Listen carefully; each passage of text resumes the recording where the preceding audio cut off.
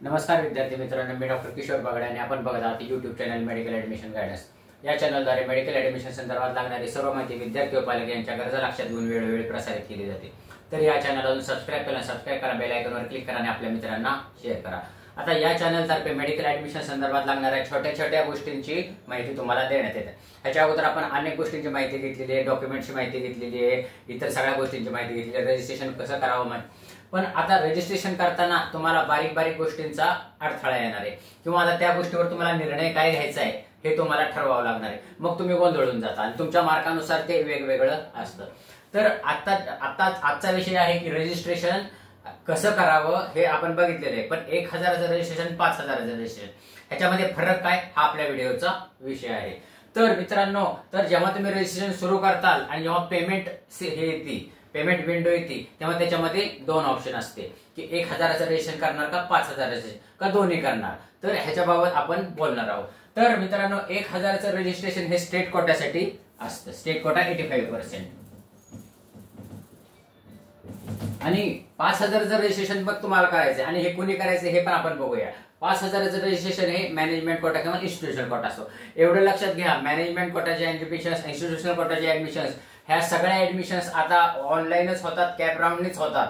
तरी तुम्हाला रजिस्ट्रेशन करणं गरजेचं आहे, तुमचं नाव त्या लिस्टमध्ये असणं महत्वाचं आहे, म्हणजे इन्स्टिट्यूशनल कोटा आणि मॅनेजमेंट कोटा। तर हे 5000चं जे रजिस्ट्रेशन असतं ते कोणासाठी आहे? इन्स्टिट्यूशनल कोटा किंवा मॅनेजमेंट कोटा जो 15% असतो प्रायव्हेटला किंवा सेमी गव्हर्नमेंट कॉलेजला किंवा प्रायव्हेट कॉलेजला जो 15% कोटा असतो त्यासाठी 5000चं रजिस्ट्रेशन। आता रजिस्ट्रेशन कोणी करावं हे आपण बघूया। साधारणपणे 1000चं रजिस्ट्रेशन तर सगळेच जण करतात, अलग लक्षात, सगळेच जण करतात आणि ते कंपल्सरी करणं गरजेचंच आहे। पण 5000चं रजिस्ट्रेशन कोणी करायचं? तर एमबीबीएस साठी कोणी करायचं, बीएमएस साठी कोणी करायचं, बीएचएमएस साठी कोणी करायचं, बीडीएस साठी कोणी करायचं, फिजिओथेरपीसाठी कोणी करायचं। कारण काय, आपल्याला मार्क असतात बाउंड्री लाईनवर, आपल्याला स्टेट कोट्यातून ऍडमिशन मिळते का नाही मिळत हे आपल्याला माहिती नसतं, मग आपण इन्स्टिट्यूशनल कोट्याला जात असतो किंवा ज्यांना डीम्ड मेडिकल कॉलेज पण मिळत नाही अशांना पण हे रजिस्ट्रेशन करावं लागतं। आणि सगळ्यात महत्त्वाची गोष्ट म्हणजे आउट ऑफ महाराष्ट्र जायची ज्यांची तयारी नसते, महाराष्ट्राच्या बाहेर आम्हाला शिकायला जायचं नाही, ह्यांची जी मानसिकता असते किंवा जे पालक म्हणत असतात की आमच्या विद्यार्थ्यांना किंवा आमच्या पाल्यांना आम्ही महाराष्ट्राबाहेर पाठवणार नाही, विशेषतः मुलींमध्ये हा बऱ्याच जणांचा। आता आम्ही जेव्हा काउन्सिलिंग करतो आमच्याकडे जेव्हा पालक येतात तेव्हा आमच्या मुलीला, आमच्या विद्यार्थ्यांना महाराष्ट्राबाहेर पाठवायचं नाही, तेव्हा ह्यांच्यासाठी हे खूप गरजेचं आहे। तर जेव्हा तुम्ही एमबीबीएसचा विचार करता मित्रांनो, तर साधारणपणे 500ला क्लोज होतं, मग 500ला सेमी गव्हर्नमेंट 500 ह्याच्या अगोदर, आता तर काय 500-550ला क्लोज होणार आहे।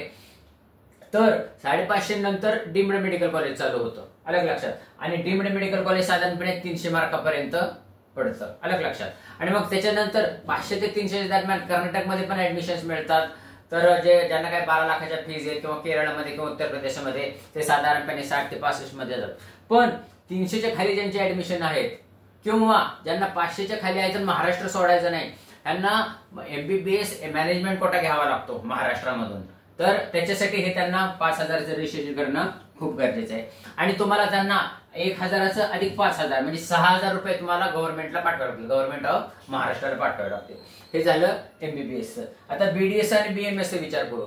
साधारणपणे बीएमएस आपल्याकडे 350 ते 450ला क्लोज होण्याची शक्यता आहे। त्याच्यानंतर कर्नाटक चालू होतं, मग कर्नाटकला ऍडमिशन घेतात। कर्नाटकचे पॅकेजेस तसे कमी आहेत, साधारणपणे महाराष्ट्रापेक्षा नाही म्हटलं तरी 5 ते 7 लाखांनी कमी आहेत। पण जे विद्यार्थी कर्नाटकमध्ये नको म्हणतात, आम्हाला महाराष्ट्रातच घ्यायचं म्हणतात, तर ते महाराष्ट्रासाठी त्यांना बीएमएसचं हे रजिस्ट्रेशन करणं गरजेचं आहे मॅनेजमेंट कोटासाठी, अलग लक्षात। 5000 अधिक 1000 म्हणजे ज्यांना बीएमएस महाराष्ट्रातच करायचं आहे आणि ज्यांचा स्कोर 350च्या खाली आहे त्यांनी हे रजिस्ट्रेशन करणं गरजेचं आहे। म्हणजे हे रजिस्ट्रेशन करणं केलं म्हणजे तुम्हाला ऑप्शन टाकता येतो, नाहीतर तुम्हाला ऑप्शन टाकता येत नाही। हे रजिस्ट्रेशन नसेल तर तुम्हाला ऑप्शन टाकता येत नाही। आता हे रजिस्ट्रेशन करताना काय काळजी घ्यायची हे पण मी तुम्हाला पुढे सांगणार आहे।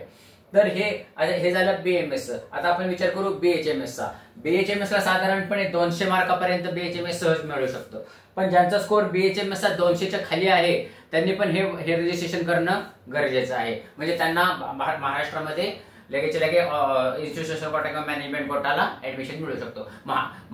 महाराष्ट्रामध्ये कर्नाटक पेक्षा स्वस्त जातं बीएचएमएस, त्याच्यामुळे बीएचएमएस ज्यांना करायचंय त्यांनी महाराष्ट्रातच करावं। फिजिओथेरपीला काय होतं, साधारणपणे 200 मार्कापर्यंत चांगलं कॉलेज मिळतं महाराष्ट्रामध्ये. 200 मार्कापर्यंत चांगलं कॉलेज मिळतं. 200च्या खाली त्यांना मनासारखं कॉलेज मिळत नाही, म्हणजे ड्रीम कॉलेज जे असतं ते. तर ज्यांना 200च्या खाली मार्क आहेत त्यांनी इन्स्टिट्यूशनल कोटाचे ऍडमिशन रजिस्ट्रेशन करायला काही हरकत नाही, म्हणजे त्यांना त्यांचं ड्रीम कॉलेज घेता येतं. मग मॅनेजमेंट कोटामध्ये जाऊन मग कुठल्या कॉलेजला घ्यायचे, काय कॉलेजला, हा तुमचा प्रश्न आहे. ते आणि तुमच्या कॉलेजला जाऊन तुम्ही डील करायचं, किती पैसे भरायचे, काय पैसे भरायचे. मग तुमचं नाव तुमच्या नावापुढे ते कॉलेज येतं आणि तुम्ही तिथे ऍडमिशन घेऊ शकतो. परत लक्षात घ्या, मॅनेजमेंट कोटा आणि इन्स्टिट्यूशनल कोटा ह्याचं ऍडमिशन जरी करायचे असेल तर तुम्हाला कॅप राऊंड मधूनच जावं लागतं. हे खूप महत्वाचं आहे. आता हे रजिस्ट्रेशन करताना काळजी काय घ्यायची हे खूप महत्वाचं आहे. 1000चं रजिस्ट्रेशन करायला काही प्रॉब्लेम येत नाही, पण 1000 एक 5000 रजिस्ट्रेशन आपण क्लिक केलं की आपल्या पुढं IQ एक येतं आणि NRI एक येतं. अलग लक्षात. तर IQ म्हणजे इन्स्टिट्यूशनल कोटा, म्हणजे भारतामधल्या राहणाऱ्या, म्हणजे महाराष्ट्रामधल्या राहणाऱ्या विद्यार्थ्यांसाठी, आणि NRI कोटा म्हणजे महाराष्ट्राबाहेरच्या राहणाऱ्या विद्यार्थ्यांसाठी. हे NRI चुकून सुद्धा क्लिक करायचं नाही. बरेच विद्यार्थी NRI क्लिक करतात, एवढं लक्षात घ्या. मी परत एकदा सांगतो, NRI क्लिक करतात. NRI जर तुम्ही क्लिक केलं तर तुम्हाला NRI चे डॉक्युमेंट दाखवावे लागतात, NRI चे डॉक्युमेंट अपलोड करावे लागतात, तरच सॉफ्टवेअर पुढे जातं, नाही तर तुम्हाला पुढे प्रॉब्लेम येऊ शकतो.